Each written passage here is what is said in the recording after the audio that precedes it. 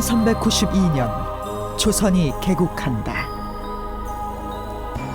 새 왕조는 4대 임금 세종에 이르러 전성기를 누린다. 그러나 역사에 암운이 들이우기 시작했다.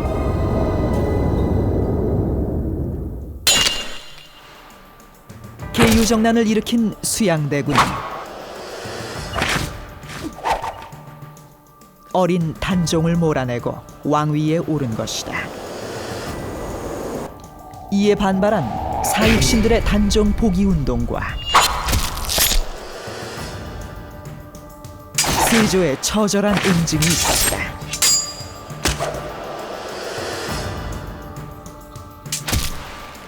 조선 초기 최대의 피바람이었다. 이 정치적 폭풍의 한가운데 수양대군 세조가 선택했던 한 인물, 신숙주가 있었다.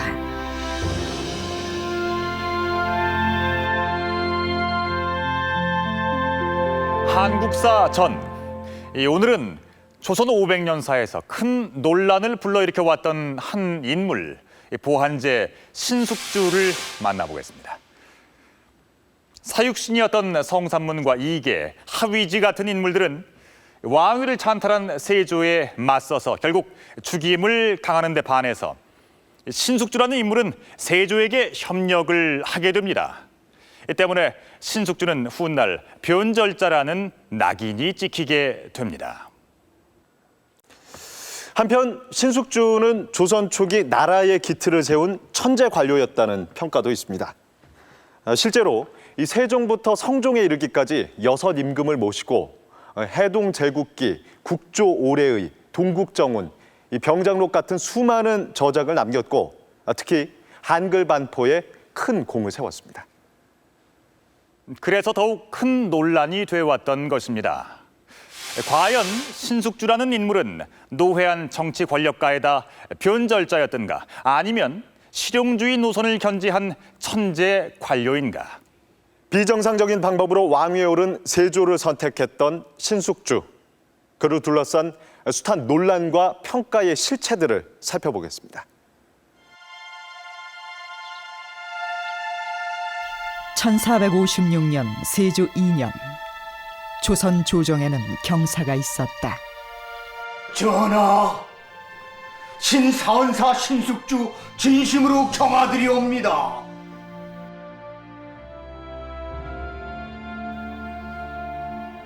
조선 제7대 임금 세조가 명나라 황제로부터 공식 인정을 받은 것이다.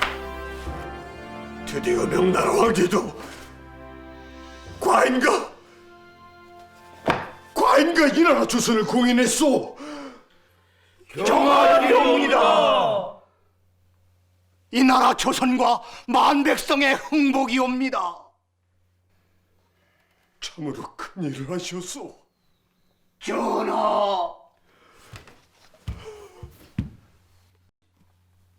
전하, 지난날 그대와 내가 말리 먼 길을 함께 갔었고 또 함께 맹세한 일이 있었거늘 이제야 그 큰 뜻을 성취하였으니 이 기쁨을 어찌다 해야 하리겠소. 참으로 기쁘오. 이 모두가 전하의 용기와 결단으로 말미암은 것이옵니다. 경하드리옵니다, 전하. 여봐라, 주안상을 데리거라. 내 오늘 대소신료대가 오늘을 마음껏 즐기리라. 이들이 함께한 맹세는 무엇이며 성취한 큰 일은 또 무엇이었을까? 이들의 본격적인 인연은 4년 전, 세조가 왕이 되기 전인 수양대군 시절로 거슬러 올라간다. 이복의 신수찬. 허허, 이런 우연한 일이 있나? 어찌 지나가면서 내 집을 들여다보지도 않고 가는가?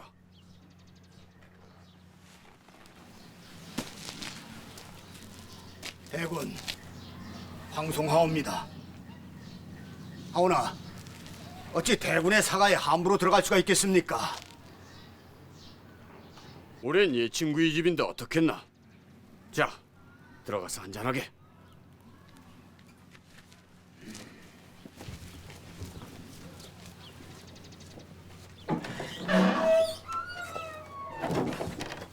자, 평범해 보이는 이 만남을 과연 어떻게 봐야 할까요? 당시는 분경금지법이라고 해서 왕실 인사들이 함부로 대신들을 만날 수 없는 법이 존재하던 시기였습니다. 그렇다면 혹시 세조가 우연을 가장해서 신숙주를 집안으로 불러들여 만난 것은 아닐까요? 어쨌든 이 당시 분경금지법이라는 상황 아래서 이들의 만남은 이렇게 시작됐습니다.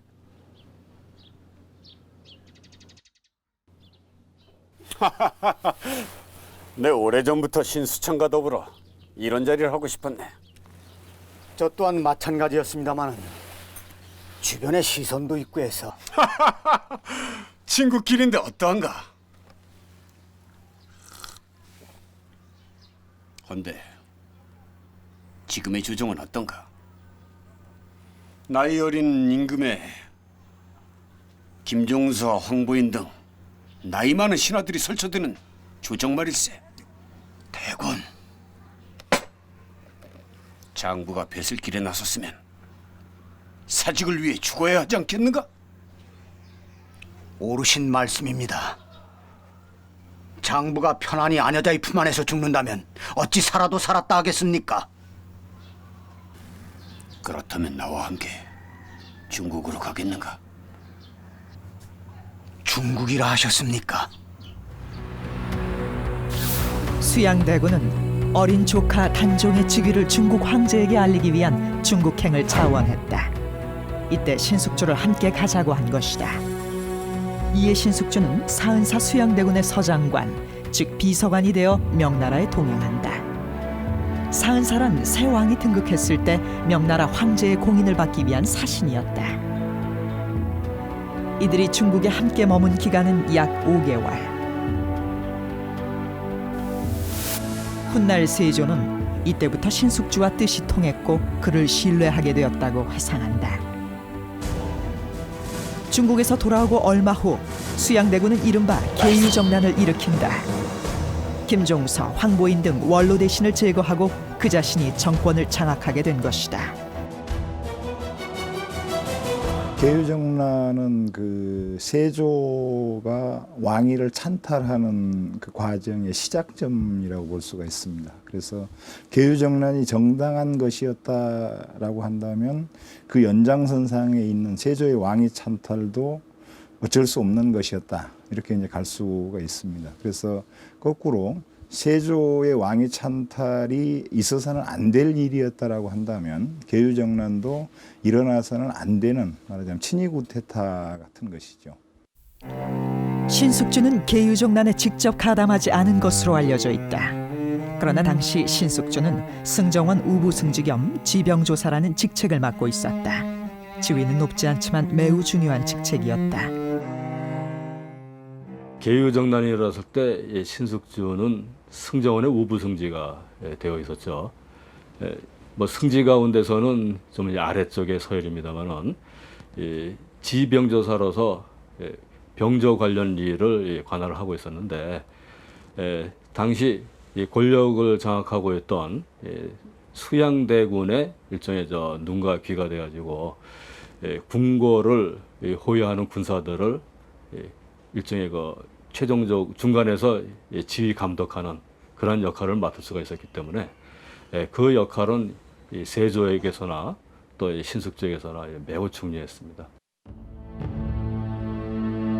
계유정난 이후 수양대군은 어린 조카 단종으로부터 강제로 왕위를 넘겨받는다. 드디어 수양대군이 세조가 된 것이다. 세조는 신숙주를 1등 공신에 책봉한다. 그리고 다른 공신들과 더불어 신숙주를 동료라 칭하며 그의 공을 높이 평가한다. 그러나 세조로서는 넘어야 할 큰 고비가 있었다. 그것은 명나라의 인정이었다. 이때 신숙주가 사은사로 가서 명나라 황제의 인정, 즉 고명을 받아온 것이다. 세조 같은 경우는 지금 단종이 살아있는 상황에서 양위를 받았기 때문에 명예에서 그 자체를 문제 삼으면 설명하거나 이게 빠져나가기 어려운 일이 복잡해질 가능성이 그 속에 들어 있었습니다. 그래서 신숙주가 그 주문사로 가서 그러한 상황을 잘 설명을 해서 무리 없이 인정을 받아온 거죠. 고명을 받아온 것, 그거는 계유정난에서부터 시작해서 양위 과정 전체를 정당화하는 그런 의미를 가지고 있습니다. 그래서 세조가 쿠데타를 일으켜서 즉위한 전체의 과정을 그 중국 왕으로부터 인정받아서 국제적인 정당성을 획득하는 그런 의미를 가지고 있습니다. 계유정난 이전부터 뜻을 함께했던 신숙주와 세조. 세조가 말한 함께 맹세한 일은 바로 그의 즉위였고 여기에 신숙주가 큰 기여를 했던 것이다.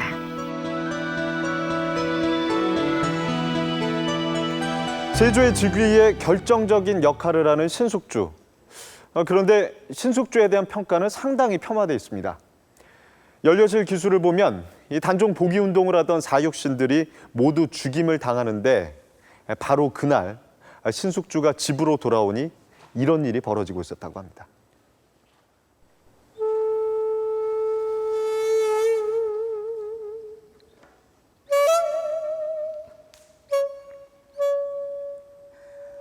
아니 대감, 이게 어찌 된 일이오? 어찌하여 당신이 살아난 말이오? 지난날 성승지와 대감이 얼마나 친하게 지내셨소?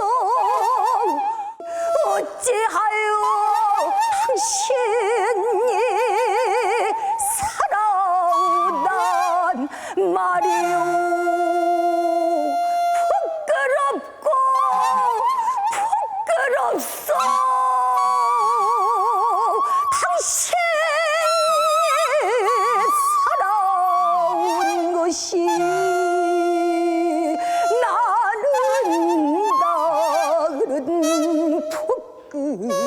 부끄럽소.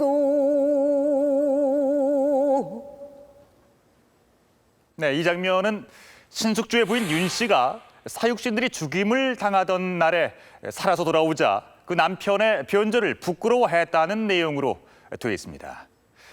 특히 이광수의 소설 단종애사에는 윤 씨 부인이 목을 매서 죽었다고 쓰여져 있습니다. 하지만 실록에 의하면 윤 씨 부인은 이미 사육신 옥사가 발생하기 6개월 전에 사망한 것으로 되어 있습니다. 즉, 이 모든 내용들은 후대에 윤색되거나 과장된 것이라고 볼 수가 있는데요. 이렇듯 신숙주에 대한 평가가 극단적이게 된 그 이유를 알아보겠습니다.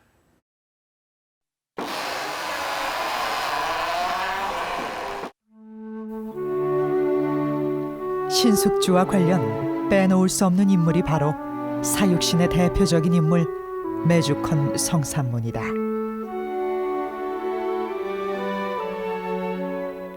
성삼문은 신숙주보다 한 살 적었으나 둘은 친구였다.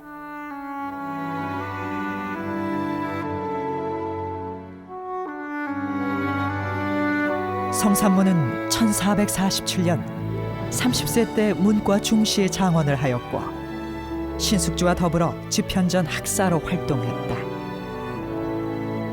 세종 때는 신숙주와 함께 중국의 의문학자 황찬을 찾는 등 한글 반포에도 큰 공을 세웠다. 정계 진출 초기부터 이들은 학문적 동지였던 것이다. 계유정난 당시 신숙주는 2등 공신, 성삼문은 3등 공신에 책봉되었다. 그러나 신숙주와 성삼문이 완전히 갈라서는 사건이 발생했다. 숙부 수양대군의 위세를 견디지 못한 단종이 왕위를 수양대군에게 넘기게 된 것이다. 야사에 따르면 성삼문은 옥새를 수양대군에게 넘겨주는 역할을 맡았다고 한다. 전하, 이제 옥새를 수양대군에게 넘기면 어찌 문종 아바마마와 세종 할바마마를 뵙겠습니까? 아니되옵니다, 전하. 전하, 이 부덕한 숙부 어찌 감히 대통을 물려받을 수 있겠나이까? 그날 수양대군은 몇 차례에 걸쳐 왕위를 사양했다고 전해진다. 그러나 단종은 자신이 어리고 나라 일을 잘 몰라 수양대군에게 대임을 맡긴다며 옥새를 넘겼다.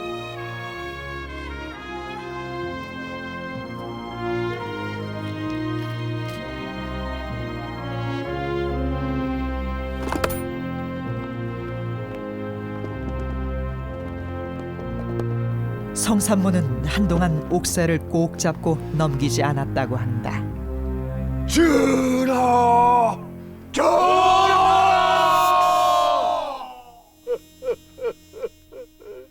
옥새를 넘긴 성산문이 통곡을 하자 수양대군이 그를 빤히 쳐다봤다고 기록은 전한다.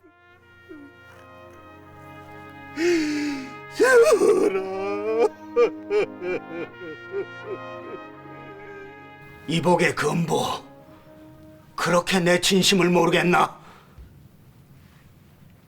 진심이라고? 세종대왕과 문종대왕의 간절한 당부를 버리고 왕위를 수양대군에게 넘기는 게 자네의 진심이란 말인가? 대의를 쫓아야 하네. 대의라고? 대의는 단종 임금을 잘 보필하는 것일세. 시류를 쫓아 일신의 안위를 꾀하는 게 대의는 아니란 말이네. 진정한 대의란 이 나라 조선을 든든한 반석 위에 올려놓는 것일세. 해서 강한 군주가 필요한 게야. 어리고 문약한 왕한테서 무엇을 기대하겠나? 이 나라 조선과 백성을 위하는 것, 그것이 대의며 세종대왕과 문종대왕께서 진심으로 바라던 바일세. 감히 그 더러운 입으로 선왕들을 들먹이는가? 하게나, 이제 자네와 나의 길은 달라. 경거망동하지 말게. 무엇이 이 나라 종묘사직을 진정으로 위하는 길인지 깊이 성찰하시게. 그래서 나더러 자네처럼 그 더러운 변절의 길을 걸으라는 게인가? 변절하지 말게. 나 역시 깊이 고민한 선택일세. 알겠는가?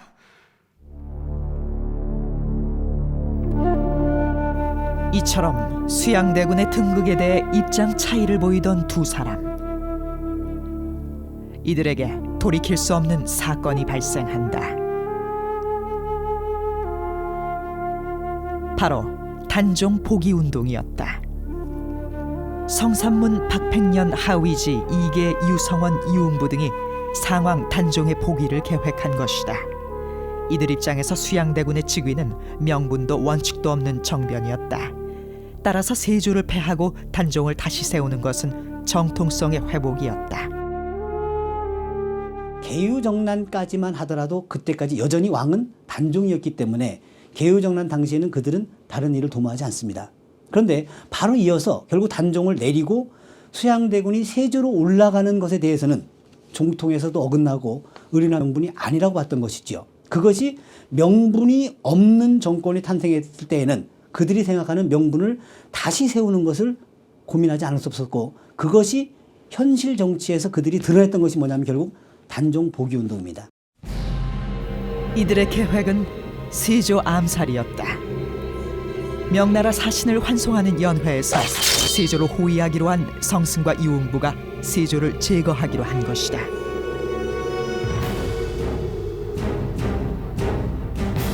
그러나 이들의 계획은 차질을 빚는다. 한명회의 제안을 받아들인 병조판서 신숙주가 세조에게 호위무사인 운검을 세우지 말자고 한 것이다. 세조는 이 제안을 받아들였다.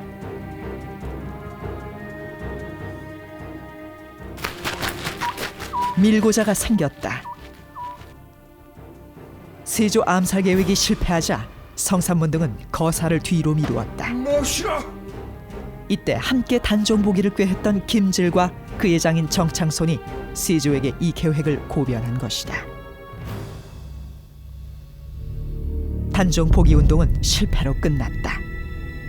가담자와 연루자는 모두 체포되었다. 단종 보기 운동 가담자들에 대한 세조의 응징은 가혹했다.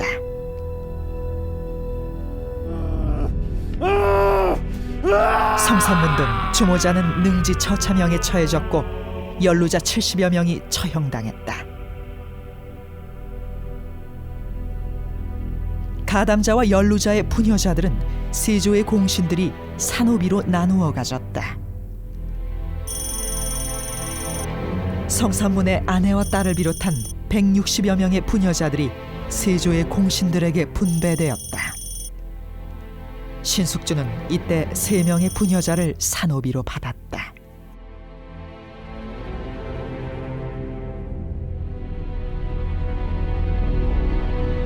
용모로 꾀하면 참족이 다 뭐 멸함을 당한다라고 말하지만 실제로 그런 경우는 그렇게 많지 않습니다. 되게 당사자와 아주 그 핵심 직계 정도가 이제 처벌을 받는데, 이 단종 보기 사건 관련자들은 뭐 당사자는 말할 것도 없고 뭐 성인들은 다 죽이고, 심지어 이 부인들이나 그 살아남은 그 부인이나 딸들까지 이 공신들이 다 나누어 갔는데, 이거는 사적 복수의 차원인 것이죠.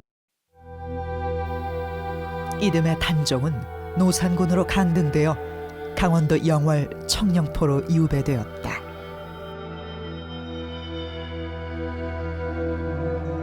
이 사건 이후 신숙주는 더 강경한 주장을 한다. 금성대군 이유가 노산군을 내세워 반역을 도모하려 했으니 이유는 물론 노산군 역시 편히 살게 할 수 없사옵니다, 전하.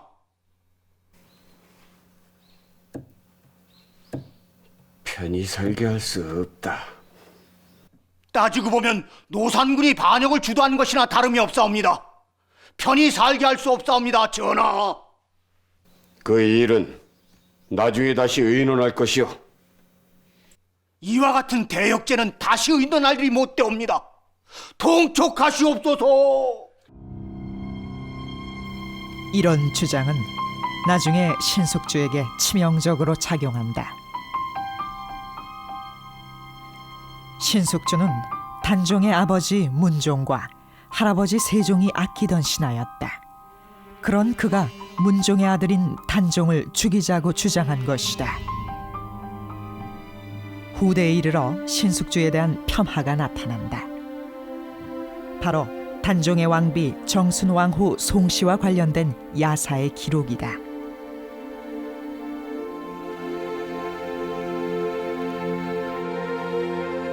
단종이 영월로 유배를 가자 평민으로 강등된 송씨는 날마다 단종을 기다렸다. 야사에는 신숙주가 송씨를 공신노비로 달라고 했다는 기록이 나온다. 심지어 신숙주가 송씨를 노비로 삼았다는 기록도 나온다. 그러나 실제 송씨는 양인으로 살면서 82세까지 장수했다. 신숙주에 대한 이런 폄하는 세조에 의해 선택되고 그에 협력한 탓이었다. 세조는 정통성 없는 쿠데타, 계유정난을 일으켜서 어린 단종의 왕위를 빼앗아 버립니다. 왜 그는 이 같은 정변을 감행했던 것일까요?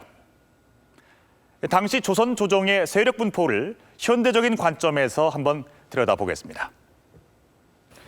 계유정난 직전 가장 정통성 있는 세력은 당연히 김종서, 황보인 등 이 원로 대신들이 모시고 있던 단종의 왕권이었습니다.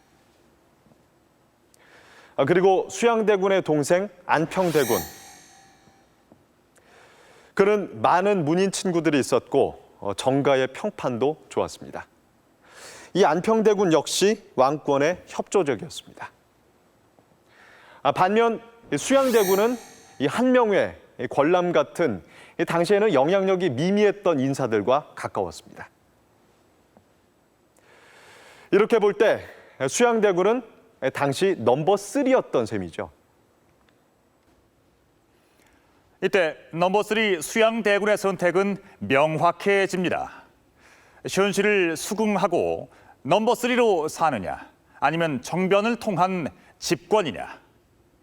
과감하게도 수양대군은 후자를 선택하게 되고 그때 그의 곁에는 신숙주가 있었던 것입니다.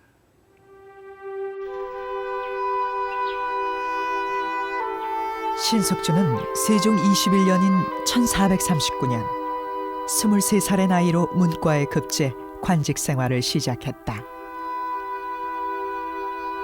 훈민정음 반포 때는 자료 수집에 참가하고 성삼문과 함께 명나라 학자 황찬을 여러 번 찾아가 의문 지식을 가져오는 등 큰 역할을 했다.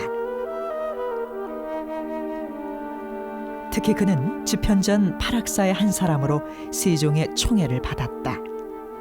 이 시기 수양대군 역시 세종의 명에 따라 집현전에 참여, 젊은 지식인 신숙주와 교류했다. 젊은 관료 신숙주의 정치적 성향을 잘 보여주는 일화가 있다. 세종실록 편찬도 중 신숙주가 좌의정 김종서와 의견 충돌을 보인 것이다. 대감, 이미 세종대왕의 손때가 묻은 노래를 세종실록에 싣지 않겠다는 것은 신하된 자의 도리가 아닐 것입니다. 대감께서는 그러고도 세종대왕의 신하였다고 말할 수 있습니까? 무엇이? 대감께서는 벼슬을 앞세워 옳은 주장을 묵살하려 합니까? 올해는 세종실록에 싣는 것이 합당할 것입니다.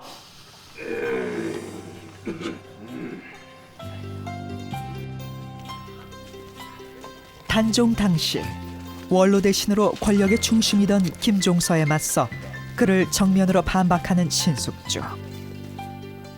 신숙주의 이런 면모는 김종서 등 원로 대신들과 대립하던 수양대군의 정치 노선과 일맥상통하는 것이었다.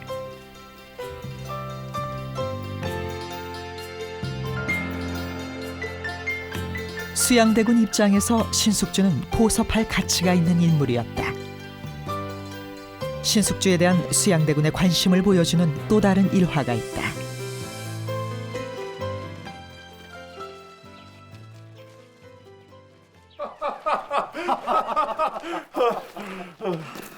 권자궁은 외척으로 승지가 되었는데 그 사람됨이 어떠한가? 그 사람됨을 보면은 크게 착하거나 악한 것이 없는데 다만 침착하고 신중하지 못한 자이니 그 연고를 다 말하지 말고 넌지시 빗대어 말하여 스스로 알게 하는 것이 좋을 듯합니다.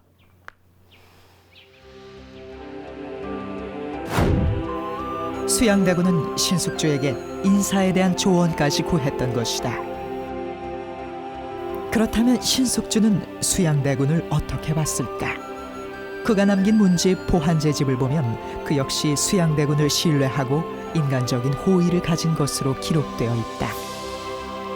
신숙주는 수양대군이 왕위에 오르기 전부터 의기투합했고 수양대군으로부터 나라의 선비로 대접받았다고 말한다. 급기야 세조는 신숙주는 자신에게 있어 중국 당나라 태종의 명제상 위진과 같은 인물이라고 공언한다. 위진이 그 당나라 초기에 다른 왕자를 모시다가 당태종이 그 임금이 될 때에 당태종을 모셨었습니다. 그리고 당태종이 조금만 잘못된 길로 가서 국민인복에 위배되는 일을 할 듯 싶으면 목숨을 걸고 앞장서서 그것을 막아서 당태종을 바른 길로 인도했던 명재상이 위진입니다.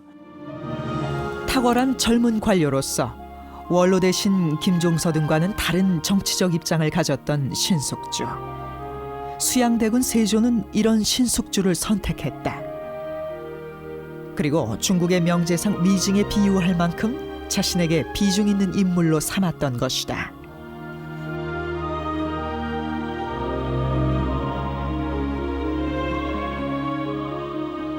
젊고 패기 넘치는 천재 관료 신숙주. 그 신숙주를 선택했던 세조의 판단은 정확했습니다.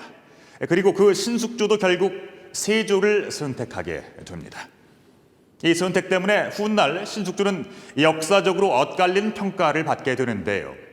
과연 처세에 능한 변절자였는가? 아니면 나라의 기틀을 새로 짜기 위해 고뇌의 천 결단을 내려야 했던 천재 관료였던가? 이 물음에 대한 답은 그리 간단치 않아 보입니다. 우린 여기서 신숙주의 인간적인 면모를 좀 더 깊이 들여다보고자 합니다. 먼저 신숙주의 그동안 알려지지 않았던 관료로서의 진면목입니다. 종묘는 조선의 왕과 왕비의 신주를 봉안하고 제사를 올리는 곳이다. 왕과 왕비의 신주를 모신 정전, 이곳에는 모두 49위의 신주가 모셔져 있다. 종묘 정전의 제4실에 세조와 왕비의 신주도 있다.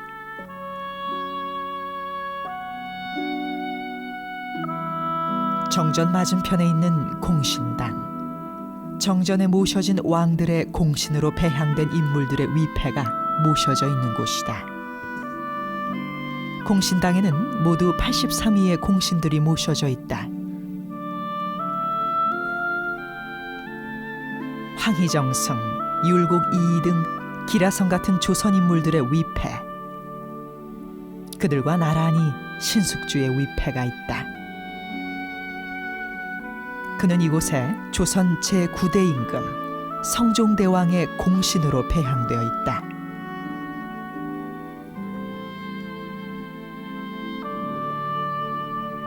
처음 집현전 학사가 되었을 때 신숙주는 마음껏 책을 읽을 수 있어 기뻐했다고 한다. 집현전에서 밤늦게 책을 읽다가 잠든 신숙주에게 세종이 어의를 내렸다.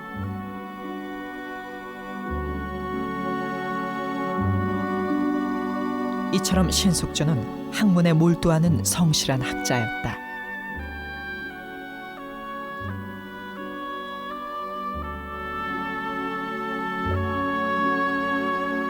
서울대학교 규장각 한국학연구원.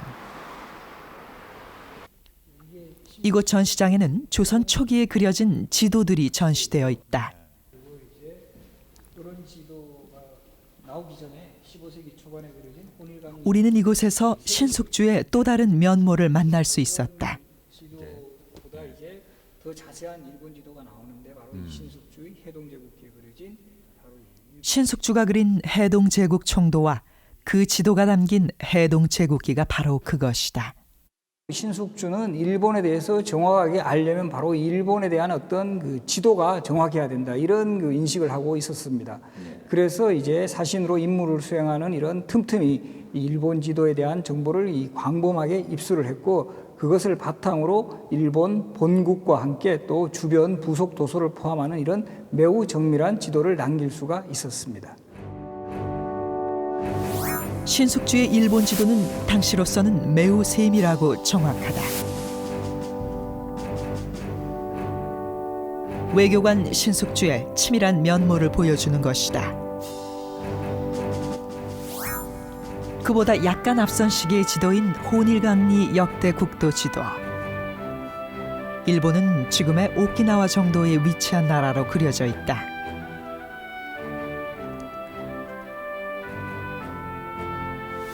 신숙주는 군사 분야에서도 특출한 인물이었다. 세조 때 조선군이 여진족을 정벌하는 장면을 그린 야전보시도, 전투가 한창인데 지휘관은 독특한 자세로 누워있다. 여진 정벌에 나선 도채찰사, 즉 총사령관 신숙주다. 밤중에 여진족의 야습이 있던 순간이었다. 그러나 총사령관 신숙주의 반응은 의외였다. 오랑캐 땅에 설이 치니 변방이 차가운데 기마병이 백리에 뻗쳐 있구나. 밤싸움은 쉬지 않고 동임이 트려 하는데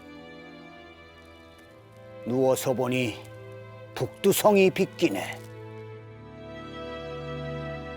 적의 야습에도 태연하게 시를 읊은 신숙주. 그의 이 대담함에 조선군의 사기는 높아졌고 여진족은 야습을 포기하고 퇴각했다. 조선으로 보면은 이 거의 마지막 단계로 이 독자적으로 여진에 대해서 일종의 군사 행동을 하게 되는 것이 이 신숙주가 총괄 지휘해서 함경도 북부 지역의 여진족을 공격했던 이 전투입니다. 그런 점에서 보면은 이 뒤로는 이 조선이 그 두만강 너머에 있는 여진족 세력에 대해서 실질적인 영향력이 꽤 약화되는 그러한 변화가 오게 되는데, 그 일종의 이제 분수령적인 그런 시점에서 마지막으로 조선의 그러한 그 위험을 군사적으로 과시했던 그런 인물이 신숙주라고 할 수 있겠습니다. 군사 전략가 신숙주의 면모는 저술에까지 이어진다. 신숙주는 세조가 하사한 군사서적의 주석을 단 병장서를 간행했다. 이외에도 국가의 의례 절차를 담은 오레이 등 수많은 책을 편찬했다. 그의 저술들은 조선의 문화 부흥을 견인했다. 그는 특히 세종실록 편찬에 참여했고 세조실록과 예종실록 편찬에 책임을 맡았다. 이처럼 신숙주는 여러 분야에서 나라의 기틀을 잡아갔던 전문 관료였던 것이다. 세조에서 성종 때 걸친 시기, 조선 전기의 문물 편찬이 완성되던 바로 그 시기에 경국대전과 같은 이 법전이라든가 동국통관과 같은 이런 역사서 편찬을 주도하는 인물이 바로 신숙주라는 것이죠. 그래서 보면 조선 전기 어떤 문물 제도의 어떤 총완성의 어떤 지시자라고도 볼 만큼 이 뛰어난 학자 관료로서의 능력을 보입니다. 이후 신숙주는 그가 지지했던 세조의 손자 성종을 왕위에 앉히는 데도 결정적인 역할을 한다. 세종에서 문종, 단종, 세조를 거쳐 예종, 성종에 이르기까지 6 임금을 보필하며 정치를 관할한 신숙주. 그는 2번의 영의정을 지냈으며 공신에 4번이나 책봉되었다. 그리고 마침내 성종의 공신으로 종묘에 배향되었던 것이다.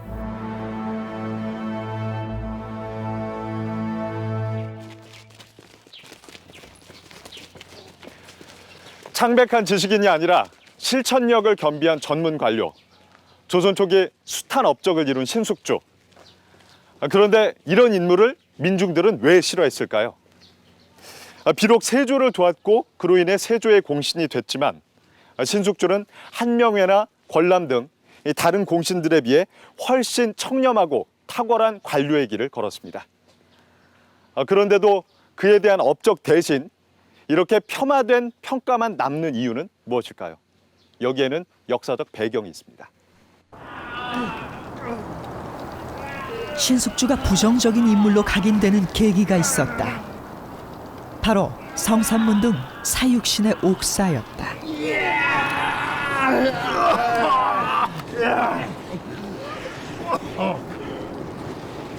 지금이라도 과인에게 협조하면 살려주겠노라.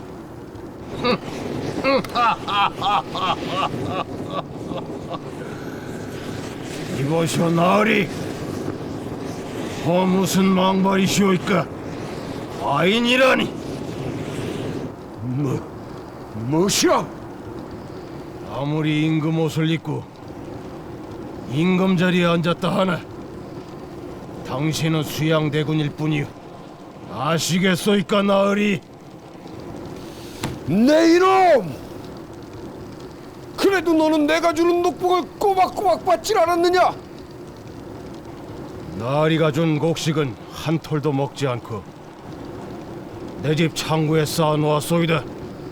가져가시오. 네가 정녕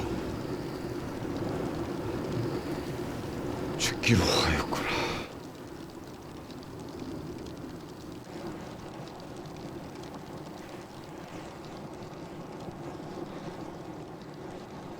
내 이놈 숙주야!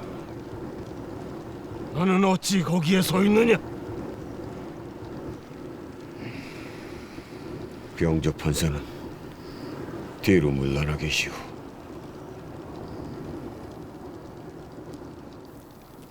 야사에 의하면 국문장에서 성산문이 신숙주를 나무라자 부끄러워하며 세조의 뒤로 물러났다고 한다. 숙종실록에 의하면 이때 세조는 성산문의 충절을 높이 평가했다고 한다. 성산문은 모진 고문을 당한 후 온몸이 찢겨지는 능지처참으로 죽임을 당한다. 그러나 후에 사육신으로 불리며 충절의 대명사가 되었다. 신숙주는 세조에 협력하며 관료로서 많은 업적을 이룬다. 이처럼 당대의 신숙주와 성산문의 길은 극명한 대조를 이루었다.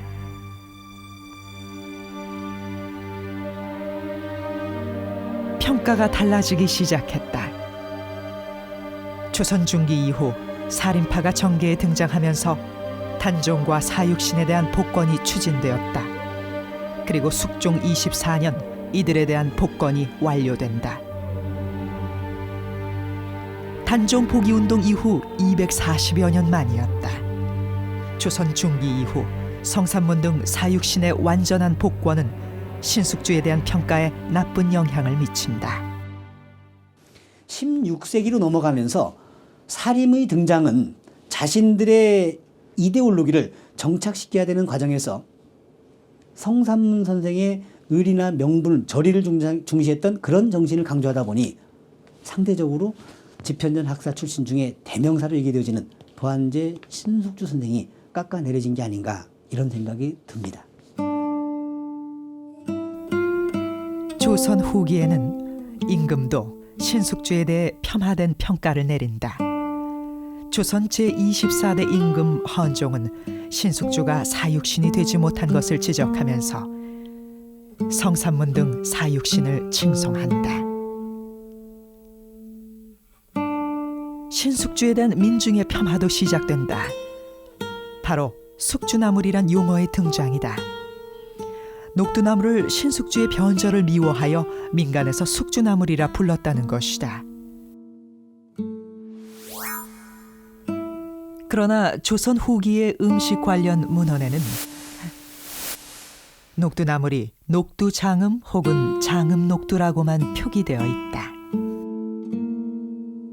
녹두나물 혹은 숙주나물 이렇게 순수하게 한국어로 표현하기 시작한 것은 사실 그 문서상에는 볼 수가 없고요.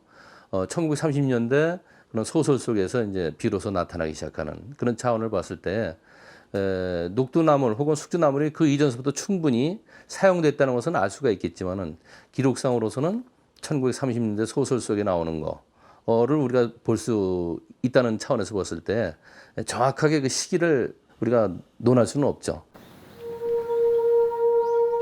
조선 후기 지식인들에 의한 신숙주의 폄하도 나타난다.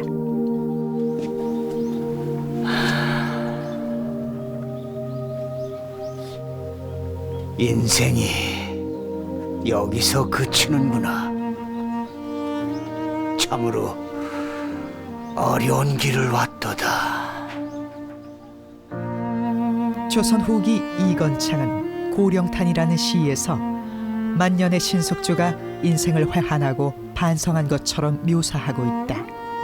이처럼 신숙주에 대한 세간의 폄하는 끈질겼다.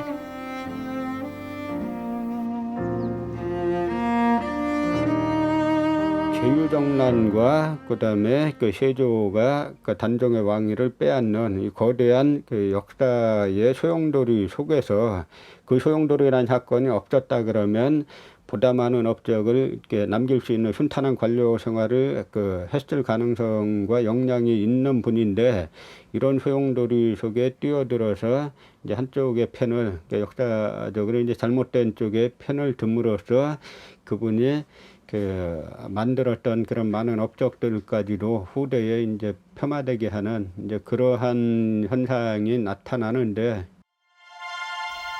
각자의 선택에 따라 다른 길을 걸었던 신숙주와 성산문. 성산문은 충문, 신숙주는 문충이라는 시호를 받았다.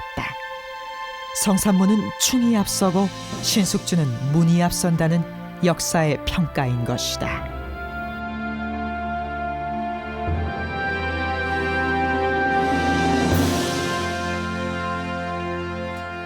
자신의 정치적인 야망을 이루기 위해서 정통성 없는 정변까지 일으켰던 수양대군 세조. 이런 세조를 선택했던 신숙주는 이 판단 하나로 역사적으로 그리고 대중적으로 변절자라는 혹독한 평가를 받아야만 했습니다. 하지만 우리가 살펴본 신숙주는 정치 권력가의 모습도 보이지만 실천하는 전문 관료로서의 면모도 보여줬습니다. 그래서 최근 일부 학자들을 중심으로 해서 일방적인 평가에서 벗어나서 신숙주의 능력을 재평가하자는 주장도 나오고 있습니다. 여기 여전히 유효한 질문이 있습니다. 만약 우리 앞에 역사적 선택의 길이 놓여진다면 우린 신숙주의 길을 갈 것인가? 아니면 성산문의 길을 걸을 것인가? 한국사전 신숙주 편이었습니다.